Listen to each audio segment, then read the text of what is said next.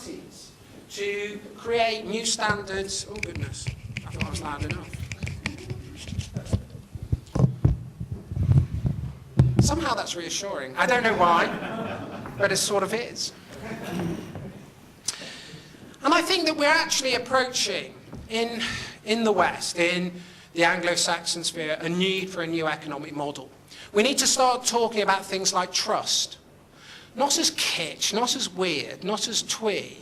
Because if you actually look at the Western economic model, we're in trouble. We're not growing at anything like the rate that Southeast Asia is. We don't seem to be able to innovate. We don't seem to be able to deploy capital.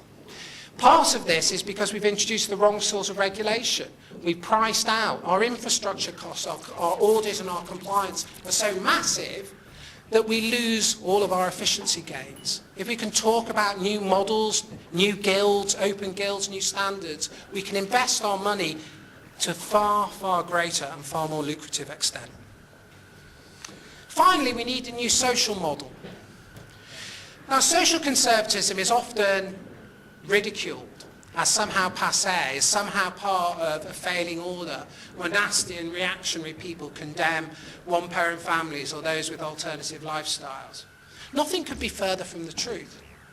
Social conservatism is the new progressivism because the institutions under which people flourish are institutions of permanence, like family, like marriage. It's exactly the creation of those sort of institutions that can create people who aren't dysfunctional. Marriage itself is a cultural thing that we should aim for, precisely because it introduces norming activity that actually is productive both for children who grow up in it and the adults who benefit from its also. This means that this bringing together of a new economic and a new social settlement is part of what we require. So to conclude, a radical rethought social conservatism as a social conservation, as a conservation of the type and code and ethic where we nurture long-term relationships with each other is what's needed. A political economy for that settlement is what's needed. And all of that can be done by non-state groups, by ordinary citizens coming together precisely in order to foster different sort of outcomes, different sorts of economies, all of which are synonymous and harmonious with a developed world and a globalised economy. So Red Tory isn't some fake synthesis.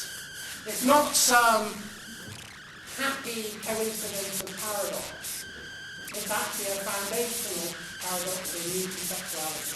What I believe is far closer and much more advanced than is precisely because they have already developed a radical critique of the state. This is the politics of the future. I believe the politics of the next 30 years, both in the UK and in America. And I hope that Red Tory will be part of that renaissance. Thank you very much.